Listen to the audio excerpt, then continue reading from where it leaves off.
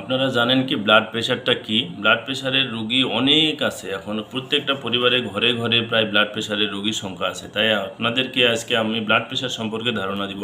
Blood প্রেশারটা কি এটা আগে জানতে হবে। তারপরে ব্লাড প্রেশার সম্পর্কে পর্যায়ক্রমে ধাপে ধাপে আপনারা জানতে পারবেন ইনশাআল্লাহ। কারণ হাইপারটেনশন অর্থাৎ উচ্চ রক্তচাপ এবং হাইপোটেনশন অর্থাৎ নিম্ন রক্তচাপ এবং কোন রক্তচাপটা অর্থাৎ ব্লাড প্রেশারটা কোনটা থাকলে ভালো, কতটুকু থাকলে ভালো, কতটুকু থাকলে ওষুধ খেতে হবে, আর কোন ধরনের হাইপারটেনশন হলে ওষুধ খাওয়া লাগবে না, আর কোন পর্যায়ে কত লেভেলে গেলে এটা আপনাকে হসপিটালে ভর্তি হবে, এগুলো সম্পর্কে পর্যায়ক্রমে জানতে পারবেন। তবে ব্লাড প্রেশার আসলে একটি বড় চ্যাপ্টার, এরা একটা ভিডিওতে সবগুলো জানানো সম্ভব হবে না। তাই আজকে আপনাদেরকে প্রাথমিক ধারণা দিব হচ্ছে ব্লাড প্রেশারটা কী সেটা সম্পর্কে আপনাদের ধারণা দিব। কারণ হচ্ছে ব্লাড প্রেশার সম্পর্কে অল্প কথায় কিছু বলা যাবে না, শেষ করা যাবে না, কারণ ব্লাড প্রেশারের অনেক কিছু জানার আছে।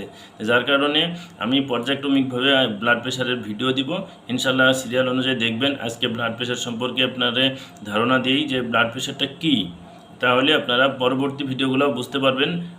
এই যে ব্লাড প্রেশারটা সম্পর্কে হাইপারটেনশন, হাইপোটেনশন অর্থাৎ উচ্চ রক্তচাপ এবং নিম্ন রক্তচাপ কোনটা ক্ষতিকর, আবার কোন পর্যায়ে গেলে ওষুধ খেতে হবে, কোন পর্যায়ে গেলে হসপিটালে যেতে হবে, ডাক্তার দেখাইতে হবে, এগুলো সম্পর্কে জানতে পারবেন। ব্লাড প্রেশার এটা বোঝাই যাচ্ছে যে ব্লাড মানে রক্ত, প্রেশার মানে চাপ, অর্থাৎ আমাদের শরীরে রক্তের চাপটাই হচ্ছে ব্লাড প্রেশার।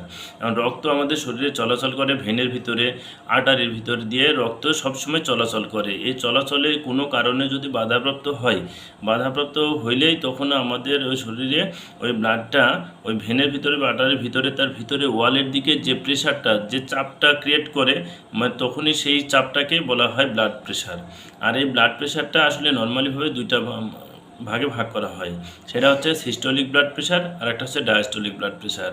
সংক্ষেপে যদি বলি আমরা, উপরেরটা ব্লাড প্রেশার এবং নিচেরটা ব্লাড প্রেশার। একটা হচ্ছে যখনই ব্লাড প্রেশার মাপতে হয়, একটা আমরা যারা ব্লাড প্রেশার মাপতে জানেন তারা বুঝতে পারবেন যে আমরা যখন ব্লাড প্রেশারটা মাপতে যাই, স্টেথোস্কোপ পানি দিলে দেখা যাচ্ছে প্রথম উপর থেকে যখন স্টিকটা নামার সময় একটা বিট পাওয়া যায়। সেই বিটটা হচ্ছে উপরেরটা, অর্থাৎ যেখানে শুনতে পাওয়া যায়, একটা সাউন্ড শুনতে পাওয়া যায়, সেটাকে বলা হয় সিস্টোলিক ব্লাড প্রেশার। আর যেখানে আসি শেষ হয়ে যায় সেটাকে বলা হয় ডায়াস্টোলিক ব্লাড প্রেশার। আসলে এটার একটা নর্মাল রেঞ্জ আছে।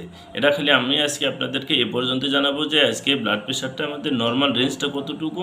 সেটা হচ্ছে উপরের দিকটা, অর্থাৎ সিস্টোলিক ব্লাড প্রেশারটা যদি আপনার 120 মিলিমিটার অফ মার্কারি হয় তাহলে এটা নর্মাল। আর যদি নিচেরটা বা ডায়াস্টোলিকটা যদি 80 মিলিমিটার অফ মার্কারি হয় তাহলে সেটাকে বলা হয় নর্মাল রেঞ্জ।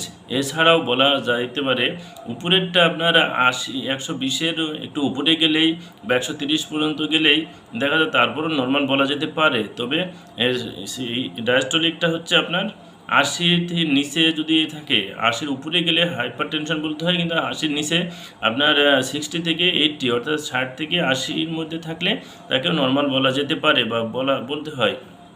তো যাই হোক, আজকে আপনারা জানতে পারলেন ব্লাড প্রেশারটা কী এবং ব্লাড প্রেশারটা কয় ধরনের হয়, সিস্টোলিক আর ডায়াস্টোলিক, আর নর্মাল রেঞ্জ কতটুকু, এটা আপনারা জানতে পারলেন। পরবর্তী ভিডিওতে আপনারা জানতে পারবেন যে হাইপার টেনশন কী, অর্থাৎ উচ্চ রক্তচাপ কী এবং কারণ কী, এগুলো জানতে পারবেন ইনশাল্লাহ। আমার ভিডিওটা দেখে যদি ভালো লেগে থাকে লাইক কমেন্ট শেয়ার করবেন, অন্যদের দেখার সুযোগ করে দিবেন, এবং ইউটিউব থেকে যারা দেখবেন তারা আমার চ্যানেলটি সাবস্ক্রাইব করবেন। ধন্যবাদ, ভালো থাকবেন। আসসালামু আলাইকুম ওয়া রাহমাতুল্লাহ।